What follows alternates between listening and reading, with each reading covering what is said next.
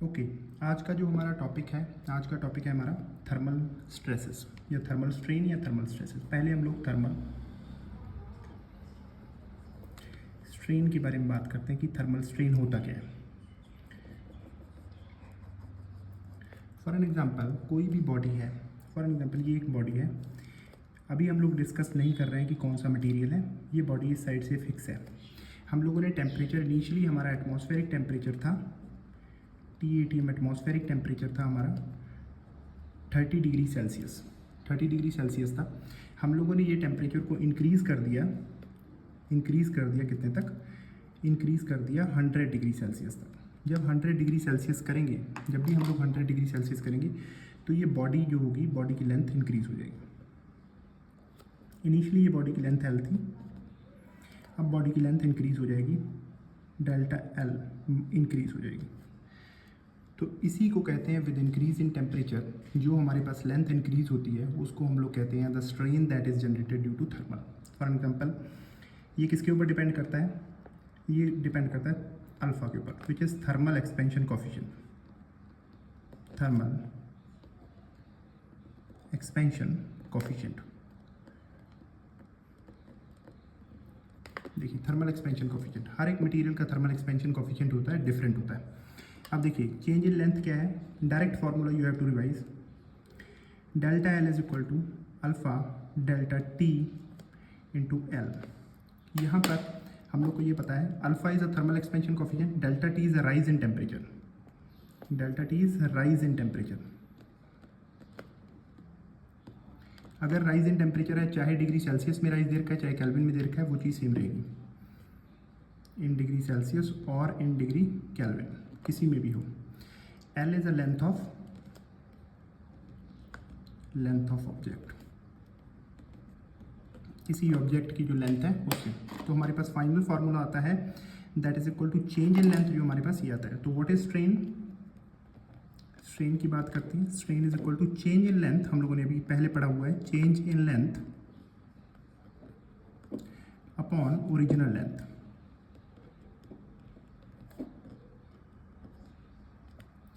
तो अभी change in length मेरी क्या हुई है? चेंज इन लेंथ हुई है alpha delta T into L, और ओरिजिनल लेंथ है मेरी L। तो मैं करता हूँ alpha delta T into L upon original length, this is equal to, तो ये हमारे पास स्ट्रेन आ जाता है। थर्मल स्ट्रेन को मैं T कह देता हूँ, ये मेरा L कैंसिल, तो मेरे पास फाइनल आ जाता है अल्फा डेल्टा T, ये मेरे पास में आ जाता है strain, thermal strain.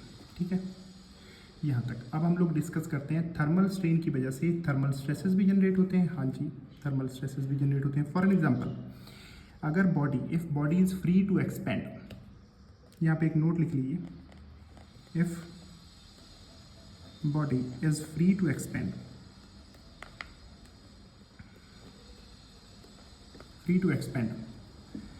then there will be no stress. जब वो एक्सपेंड हो रही है फ्रीली तो उसमें कोई भी स्ट्रेस नहीं आएगा। बट इन केस अगर हम लोग इस चीज़ को, यहाँ पे हम लोग देखते हैं इस चीज़ को, ये बॉडी है, ये जब इसका हम लोगों ने टेम्परेचर इंक्रीज़ किया तो ये बॉडी को हम लोगों ने इसका एक्सपेंशन जो है वो प्रिवेंट कर दिया दोनों तरफ से, तो इसके बीच में स्ट्रेसेस जनरेट होगा। वो कितना स्ट्रेस होगा? That is equal to stress. वो कितना स्ट्रेस होगा? हम लोगों ने स्ट्रेन ऑलरेडी कैलकुलेट कर लिया है। स्ट्रेन इन दिस केस, अगर ये रेस्ट्रिक्शन नहीं होता तो स्ट्रेन होता हमारे पास अल्फा डेल्टा T। तो स्ट्रेस कितना होगा हम लोग को ये पता है, stress is equal to E which is Young's modulus into strain. तो हमारे पास में आता है alpha delta T into E, this is stress. You can call this as thermal stresses. तो sigma T which is a thermal stresses, alpha is a thermal expansion coefficient T into E। यहाँ से आप लोगों ने एक चीज़ point note किया है, important point note जो हम लोग यहाँ पे करते हैं, ये वाला जो थर्मल स्ट्रेसेस है, it is independent of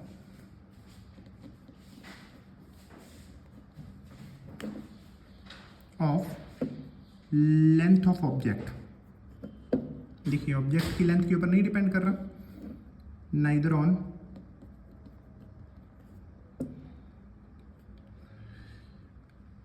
neither on area, ना ही एरिया के ऊपर डिपेंड कर रहा है ना ही लेंथ के ऊपर डिपेंड कर रहा है। It only depends upon thermal expansion coefficient, temperature rise और ई के ऊपर, तो इसमें स्ट्रेस हो जाएगा।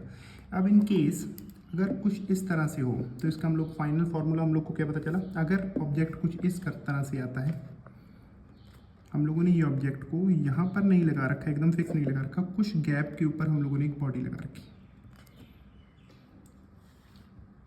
इस ऑब्जेक्ट ने अगर फ्री एक्सपेंड होता तो ये ऑब्जेक्ट यहाँ तक जाता, अगर ये फ्री एक्सपेंड होता तो ऑब्जेक्ट यहाँ तक आ जाता, पर हम लोगों ने इसके स्ट्रेन, पूरे फ्री स्ट्रेन को प्रिवेंट कर दिया है, कुछ टाइम प्रिवेंट कर दिया। सपोज कर लीजिए ये मैं चीज़ लेता हूँ डेल्टा, यहाँ से यहाँ तक की distance delta.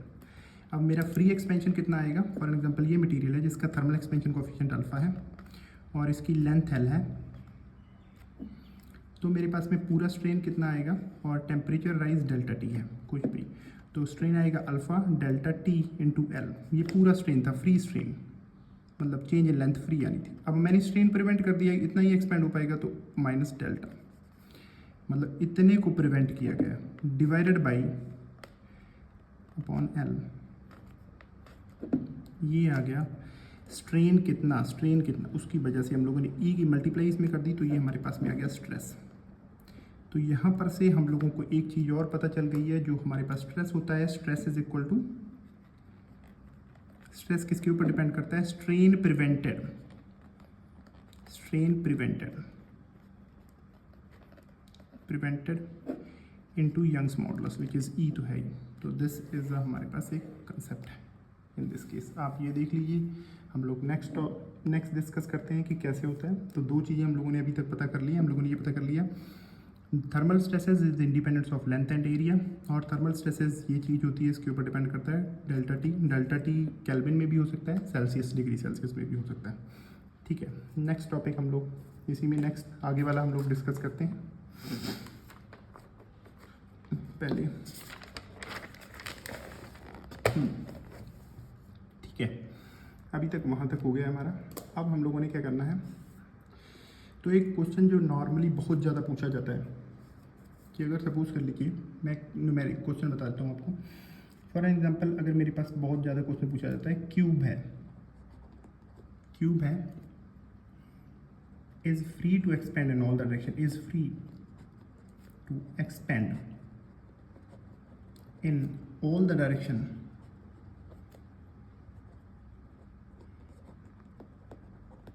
if cube is free to expand in all the direction with increase in temperature, with increase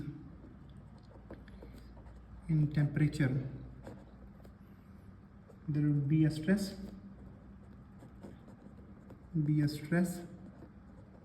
in cube। तो इन लोगों ने ये कहा है कि अगर a body, if a cube is free to expand, अगर क्यूब है free to expand in all the direction, ये क्यूब है मेरे पास कोई भी,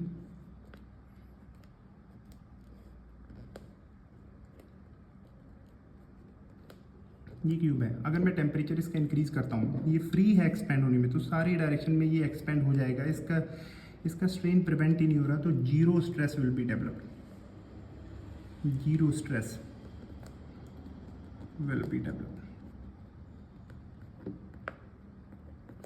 इन क्यूब, क्योंकि it is free to expand in all the direction, तो सारे तरफ ये डेवलप हो रहा है। अब हमारे पास नेक्स्ट टॉपिक है कंपोजिट में section. For an example composite section का एक चीज़ करूँगा, आपको सब समझ में आ जाएगा। फॉर एन एग्जाम्पल ये मेरे पास में एक ऑब्जेक्ट है, ये मेरे पास डिफरेंट ऑब्जेक्ट है, दोनों तरफ फिक्स हैं। इस तरह के न्यूमेरिकल भी आ सकते हैं, बीटेक में भी आ सकते हैं और गेट में आते ही आते हैं, ये फिक्स है, यहाँ से फिक्स है। फॉर एन एग्जाम्पल पहले वाला मेरा it is made up of copper है, ये कॉपर है, इसका थर्मल एक्सपेंशन कोफिशिएंट में अल्फा इंटू सी यू लिख देता हूँ। डेल्टा टी टेम्परेचर राइज हुआ है इन दिस केस, तो डेल्टा टी टेम्परेचर राइज हुआ है। Area of cross section copper का, ये एरिया ऑफ क्रॉस सेक्शन ये है। नीचे वाला मैं लेता हूँ alpha is equal to steel का मटेरियल है, स्टील और कॉपर को दोनों को बाइंड कर रखा है, दोनों तरफ से ज्वाइन कर रखा है, ये एरिया ऑफ स्टील है। ठीक है, इनकी जो लेंथ है that is gonna be remain same, दोनों की लेंथ रिमेन सेम है। अब अगर हमारा टेम्परेचर राइज होता है इस सेक्शन में, कंपोजिट सेक्शन में देख सकते हैं, अगर टेम्परेचर राइज होता है तो दोनों बढ़ेंगे, तो मैं अब गिवन क्या दे रखा है, given that alpha thermal expansion coefficient of copper is greater than thermal expansion coefficient of steel. देखिए यहाँ पर एक चीज़ आपको पता चल जाएगी, अगर थर्मल एक्सपेंशन ऑफ कॉपर का ज़्यादा है स्टील से तो थर्मल एक्सपेंशन कॉपर का ज़्यादा होगा और स्टील का थर्मल एक्सपेंशन कम होगा। जिसका थर्मल एक्सपेंशन हम लोगों ने पीछे देखा है कि जो हमारे पास स्ट्रेन होता है, जो भी है चेंज इन लेंथ जो भी होता है, डेल्टा एल जो भी होता है वो होता है alpha delta T into L. देखो डेल्टा टी दोनों के केस में सेम है, एल भी सेम है, लेंथ दोनों की सेम है। अल्फ़ा के ऊपर डिपेंड करता है, जिसका अल्फ़ा ज़्यादा होगा उसमें चेंज इन लेंथ ज़्यादा होगा। तो यहाँ पर से हम लोग यहाँ पर से देखते हैं चेंज इन लेंथ में ज़्यादा होगा। फॉर एन एग्जांपल अभी मैंने आपको कहा है कि कॉपर का थर्मल एक्सपेंशन कोफिशिएंट स्टील से ज़्यादा है, तो एक्चुअल में अगर मेरा दूसरी तरफ से प्रिवेंट नहीं किया होता तो मेरा फिगर कुछ इस तरह से बनना था। ये चीज़ यहाँ पे है, ये चीज़ यहाँ पे है। एक्सपेंशन होता स्टील में भी पर उतना नहीं होता जितना कॉपर में है। ये हमारे पास Cu है, कॉपर है, ये स्टील का है, ये स्टील की बात हो रही है। इसमें भी कुछ एक्सपेंशन हुआ, मतलब ओरिजिनल फिगर यहाँ पर था, इसमें भी कुछ बढ़ा, इसमें भी कुछ बढ़ा, पर हम लोगों ने दोनों चीज़ों को फिक्स लगा रखा है दोनों तरफ से। तो एक सपोज कर लीजिए ये लोग एक मिडल सेक्शन पर पहुँचेंगे, मिडल नहीं कोई भी सेक्शन पर पहुँचेगी, उसमें देखा जाएगा कॉपर में तो देखो कंप्रेशन हो रहा है, कॉपर इतना एक्सपेंड होना था, इतना एक्सपेंड होने नहीं दिया, हम लोगों ने इसको कंप्रेस करके यहाँ तक कर दिया। इसने इतना ही एक्सपेंड होना था, इसको खींच के कर दिया। तो यहाँ से हम लोग को ये पता चल गया कि अल्फ़ा कॉपर में, कॉपर इज सब्जेक्टेड टू, आप ऐसे लिख सकते हो सीधा, copper is subjected to tension, whereas steel is subjected to compression.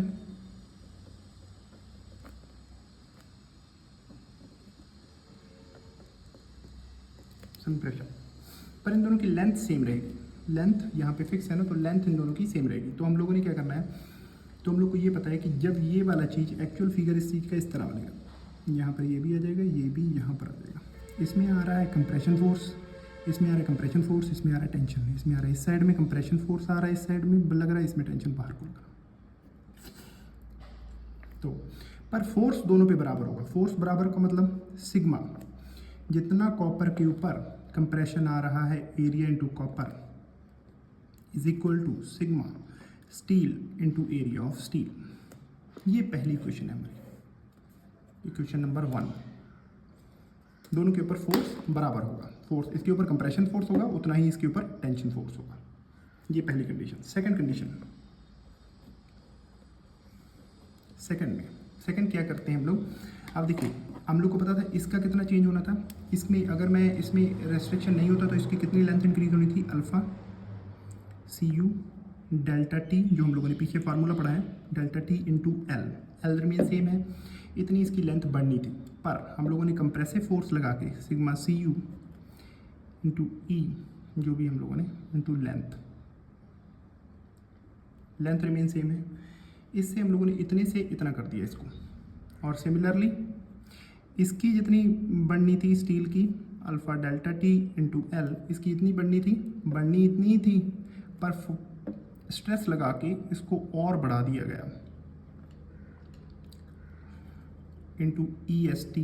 ई ये देखो यंग्स मॉडुलस कॉपर का है तो कॉपर लगा दो, E S T is equal to length दोनों में सेम रहेगी।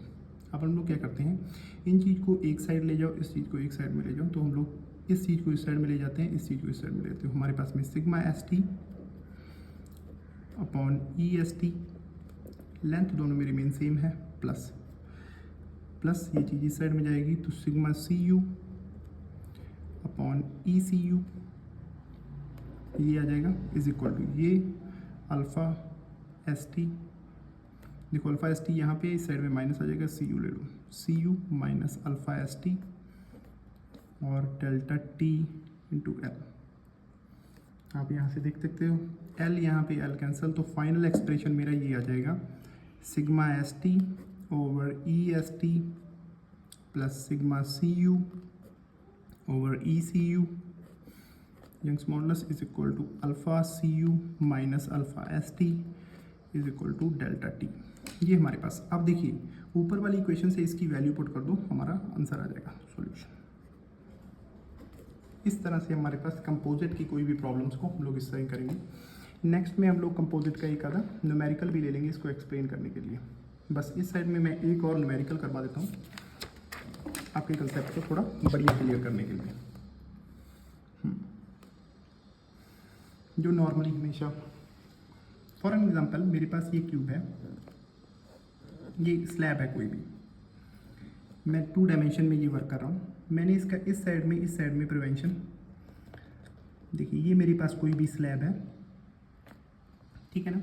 इसका thermal expansion coefficient, for an example कोई भी मटेरियल है, इसका alpha is a thermal expansion coefficient, alpha is thermal expansion coefficient,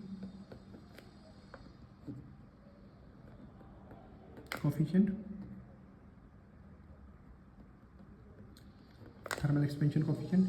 delta T is rise in temperature हुआ है हमारे पास। ये इसकी लेंथ, मैं दोनों तरफ की लेंथ जो है, मैं दोनों तरफ ये भी लेंथ ले लेता हूँ for in order to make our calculation little bit simpler. ये भी लेंथ एल ले लेता हूँ, L is a length, L length. अब देखिए सपोज कर लीजिए मैंने इसका टेम्परेचर बढ़ाया, अगर मैंने इसका टेम्परेचर को राइज़ किया, अगर ये दोनों तरफ से सपोर्ट नहीं लगी होती तो इसका एक्चुअल फिगर इस तरह से होना था। किस तरह से होना था? ये इस साइड में भी बढ़ता और ये इस साइड में भी बढ़ता। कितना कितना बढ़ता? इधर हम लोग को पता ही है कि अगर मेरे पास थर्मल एक्सपेंशन कितना होता है, delta L is equal to alpha delta T into L. तो ये इस साइड में भी इतना बढ़ता, alpha delta T into L, और ऊपर वाली साइड में भी इतना ही बढ़ता, which is alpha delta T into L. दोनों साइड में इतना बढ़ता अगर फ्री होता है एक्सपेंड करने में। पर मैंने क्या कर दिया, ये वाली, अब ये तो मेरा हो गया लेटरल, तो मैंने आपको पॉइजन रेशियो के बारे में बताया था। ये तो हो गया मेरा लॉन्गिट्यूडनल स्ट्रेन, लॉन्गिट्यूडनल हो गया alpha delta T into L, ये हो गया मेरा लॉन्गिट्यूडनल, इतना बढ़ गया। जब मैं इसको कंप्रेस कर दूंगा, इससे बढ़ने ही नहीं दिया, तो इसका लेटरल पार्ट इस साइड में बढ़ जाएगा, which is equal to plus mu times alpha delta T into L. Alpha delta T into दोनों के केस में कॉमन ले लो, alpha delta T into L is equal to 1 minus 1 plus mu divided by E. अब देखो इसको मैंने करना है डिवाइडेड बाई एल, ये आ गया मेरा स्ट्रेन। किस डायरेक्शन में? In direction of L, in direction of L. अब ये देखो सिंप्लीफाई कर दिया मैंने इसको, is equal to alpha delta T 1 minus 1 plus mu. ये हमारे पास फाइनल रिजल्ट आ गया। स्ट्रेन को प्रिवेंट कर दिया, दूसरी साइड में स्ट्रेन को चला गया। इसके बेस पे हम लोग न्यूमेरिकल करेंगे नेक्स्ट लेक्चर में।